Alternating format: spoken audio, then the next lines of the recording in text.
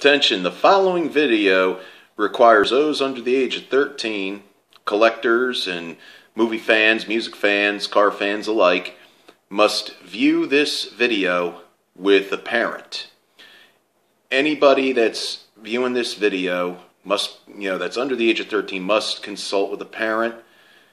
And if your parents allow you to watch this video, then your parents are totally awesome. Period movies. What can we say about period movies?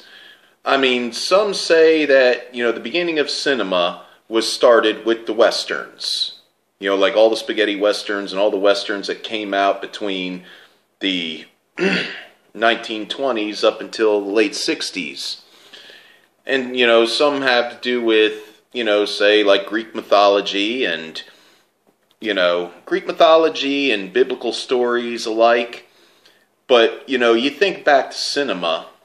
Cinema dates back to theater, when actors would go ahead and act out. But the discussion is not going to be about, Greek theater and, Roman theater and all that other jazz. Today we're discussing on Kickin' It Old School. It is February 29th, 2020. How's it going, old schoolers? You are Kicking It Old School. I'm your host, Dr. Old School. I want to go over some of my favorite period films. Period films are movies that take place in a certain time, in a certain era. And some of my favorite, I got a stack of movies right here. I want to show you some of my favorite period films. Some are comedies, some were drama, some are biographical.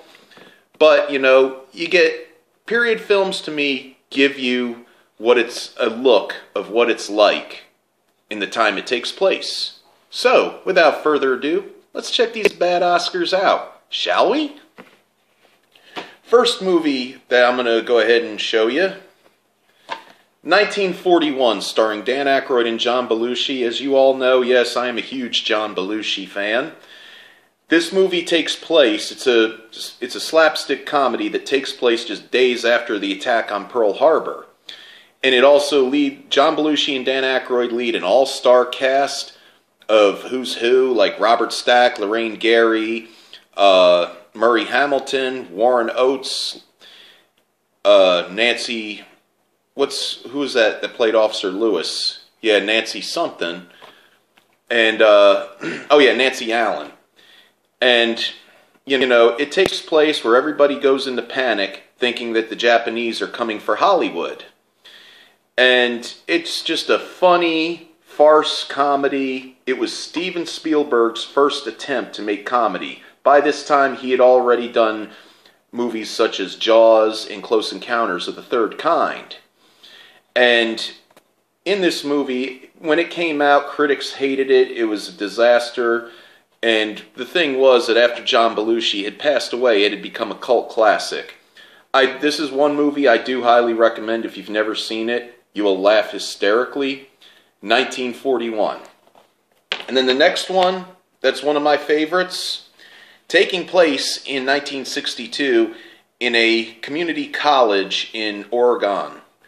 National Lampoon's Animal House, the very first National Lampoon movie, starring John Belushi and written by Harold Ramis, Chris Miller, and the late Doug Kenny. Produced by Ivan Reitman and directed by John Landis. Animal House tells the story of a misfit fraternity. It is a classic tale of slobs versus snobs, where the Deltas versus the Omegas, where John Belushi leads his Delta fraternity up against the Omegas, who are the snobs and the rich kids, and they're in danger of getting kicked off campus due to their shenanigans, because they like to have toga parties and beer busts and all that other good stuff. Very classic comedy movie. It brought college humor to the forefront, and I do recommend this one, the Double Secret Probation version. This is the movie that actually turned John Belushi into a household name. As a matter of fact, when this movie came out, John Belushi had the #1 television show the #1 blues album, and then right here, the #1 movie, all in the span of 1 year in 1978. Now, who could say that this day and age? The next one that is one of my favorites takes place in the fall of 1978. Detroit Rock City. Now, Detroit Rock City stars Edward Furlong, him and his other 3 teenage buddies, who are in, where it takes place in 1978. They're trying to get to a Kiss concert, and they got it where it's Disco Guidos, a super religious mother, all kinds, trying to stop them, even a school security guard trying to stop them to get from Cleveland, Ohio to Detroit, Michigan to go see a Kiss concert at Cobo Hall. Funny thing, you know, I guess I've kind of established it, being the big Kiss fan that I am. Everybody knows that at the time in late 78, Kiss were taking a break. As a matter of fact, I said it in one of my other videos, I think last week. Kiss went ahead, they separated, and all 4 did a solo record on their own, and they were called the Kiss albums. And they also went ahead at that time and they revamped some of their classics for their first best of album, which was called Double Platinum. And at the time they were starring in their first feature movie called Kiss Meets the Phantom of the Park, which was sold to them as A Hard Day's Night meets Star Wars. It was anything but, which I'm going to do that on another video. And, you know, I think that's the joke of this movie right here. And Kiss actually, it came out in 1999, and Kiss actually play themselves in, you know, back in 1978. And I think to myself, gee, you know, they look like a 50-some-year-old, you know, a tribute band of 50-some-year-olds in 1978 trying to be Kiss. But it's a really good coming-of-age movie. I highly recommend it. You know, it's very funny, and it's what I like to say, a heartfelt comedy, which I'm saving that for another video, which Animal House is going to be part of that. It's a heartfelt comedy because it was created by Kiss fans. Even Gene Simmons was in the producer's chair for it, Gene Simmons himself. And it's a very good coming-of-age road trip kind of movie. I highly recommend. It's Detroit Rock City. Next one that's sort of similar but may not be similar would be Dazed and Confused. Now, Dazed and Confused, this movie in particular catapulted the careers of such big stars as Ben Affleck and Matthew McConaughey. It takes place in the summer of 1976 on the last day of school in Austin, Texas, where a bunch of students are going to get together and have a big celebration, big party. And, you know, you have the senior jerks who are picking at the freshmen, trying to haze them into school with, you know, hitting them in the butt with paddles. And, you know, with the boys and the girls, they get hazed by having eggs and ketchup splattered all over them by the girls. And what happens is some of them, you know, a bunch of them all get together. They're hanging out in a pool hall, shooting pool, and then they have a big party.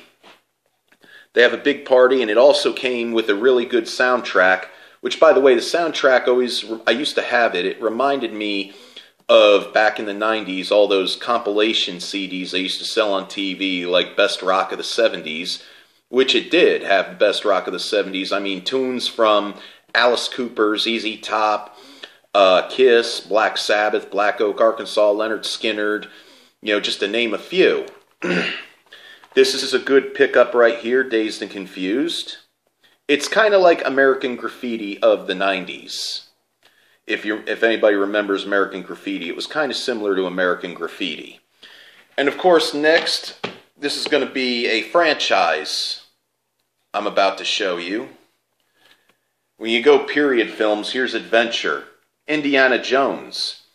All 4 of these movies, the first 3 take place in the 1930s, and then the 4th one takes place in the late 1950s. Of course, everybody that knows about Indiana Jones. I mean, what can we say about Indiana Jones? I mean, I think George Lucas, he wrote the story when he wrote about Indy, why he wanted Indy to take place in the 30s. He wanted Indy to battle, to battle Nazis and evil cults that were, taking place. And then in the 50s, they have it where he's battling the Russians, all to get treasures, to find buried treasure. And, it's really good stuff, a lot of adventure. It's kind of like, the old movie serials from the 1930s and 40s and 50s. Of course, everybody, I don't have, this needs no introduction or no recommendation. Love Indy or hate Indy, we've all seen an Indiana Jones movie from time to time. Now I'm going to get biographical. This one right here, called Hendrix. Wood Harris plays the part of Jimi Hendrix, the legendary guitar player who shaped music in the 1960s, along with other rock artists of the time period. It goes over what Hendrix was like through childhood and to adulthood until his untimely death. I don't know how much of this movie is true. I mean, it's based on Jimi Hendrix's life. And as you can see on the front, Wood Harris does kind of look like Jimi Hendrix in a way, which is really cool. And he had Jimi Hendrix mannerisms down and everything. Really good movie. I don't know how accurate this movie is, but, this is one that you got to find for yourself. It's really good. And next one that's also biographical. This is one that, that really turned me on to classic rock and, got me digging deep more into the hard rock genre. Look no further than, now this is also, like I said, biographical, but I don't know how accurate this one is as well. Because, this movie, it sounds like they just went through all kinds of sources to the subject matter. But you want a good rock and roll movie that's very biographical? Look no further than Oliver Stone's The Doors. Movie that takes place, talks about the career of The Doors, Jim Morrison. Val Kilmer plays an outstanding job of Jim Morrison, even kind of looks like him in a way too. And it goes over what, the highlights of what The Doors' career was kind of like. But again, I don't know how accurate this movie is. A lot of people, that were involved with the Doors, even the Doors themselves, some of the members of the Doors, like Ray Manzarek, he wasn't too keen on the subject matter. There were things that he saw in that movie that didn't quite fit their agenda of what they were doing back in those days. And even an old girlfriend of Jim Morrison's, Patricia Keneally, she even didn't see eye to eye with the way the whole movie went. And of course, I don't think I can do a video on the subject of period movies. Call me crazy, I consider these to be period movies myself, even though they took place in the modern time that they came out in. But the heroes of the movies ended up traveling through different times in the past and in the future, and things like that. And I think you all know who I'm talking about. Da da da da da da da da da. Yeah, Back to the Future. The Back to the Future trilogy. Now, what can we say about Back to the Future? I remember when I saw the first movie when it came out in the summer of '85 with my folks, and there I was. I'm a big fan of movies and TV shows where the hero car is this real cool, custom-looking car, like the General Lee or Kit or Herbie or something like that. But when I saw this movie and I saw that DeLorean all decked out like a time machine, I thought that was the greatest thing in the world, even though DeLorean wasn't really the greatest of sports cars. But, it did have a good coming-of-age story to it, especially the first movie, where we see Michael J. Fox as Marty McFly, who gets transported accidentally to 1955 in a plutonium-powered DeLorean time machine created by Christopher Lloyd, a.k.a. Doc Brown. And through his mishaps, through, getting around 1955, he interferes, we all know the story how he interferes with the meeting of his mom and dad, and he has to fix it before he's history. And needless to say, not only did he fix, the wrong that he created just so he could still exist, but he also made a better life for his mom and dad. And then Marty and Doc would go on other adventures where they go into the future, and just so happens that the present gets messed up, so they got to go back in the past to fix the future, to fix their present. And then they go ahead and they go through the Old West and everything.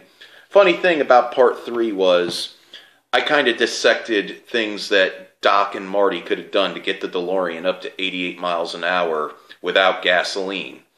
Like the scene where they're trying to pull the DeLorean with a herd of horses and they couldn't get it to go fast enough. The DeLorean car, if I remember, was only 136 horsepower, and they had 6 horses pulling that DeLorean.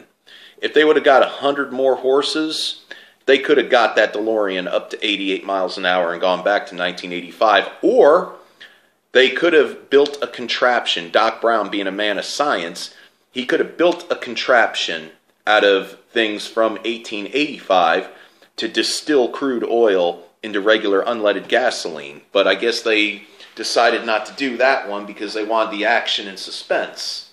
But hey, made for a great movie though. They're still classics to me. And I would consider these to be period films.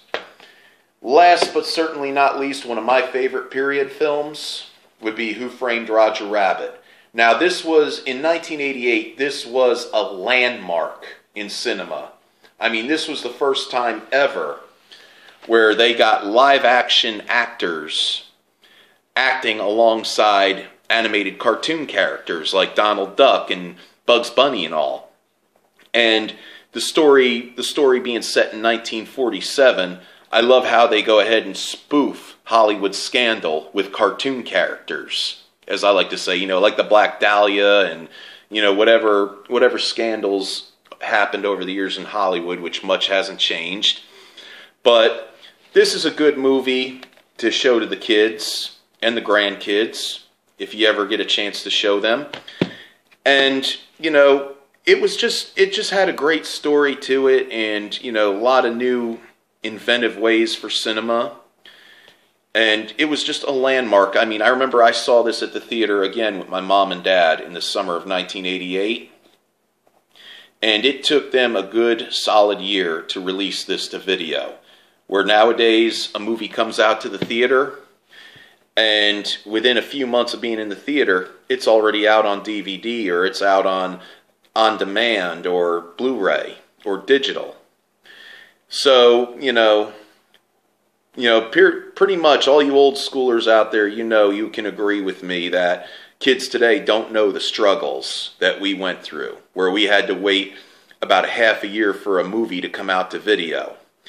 Well, that was my take on period films. Those are a few of my favorite period films.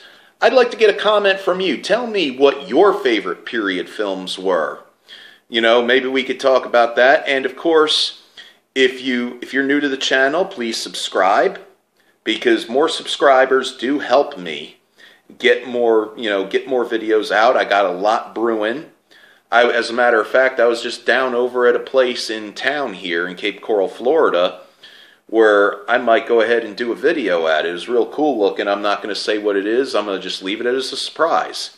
Anyway, this is your old pal, Dr. Old School, saying as always, remember, subscribe, comment, like, and, if you're new to the channel, and as always, this is Dr. Old School saying Godspeed, and may the force be with you always.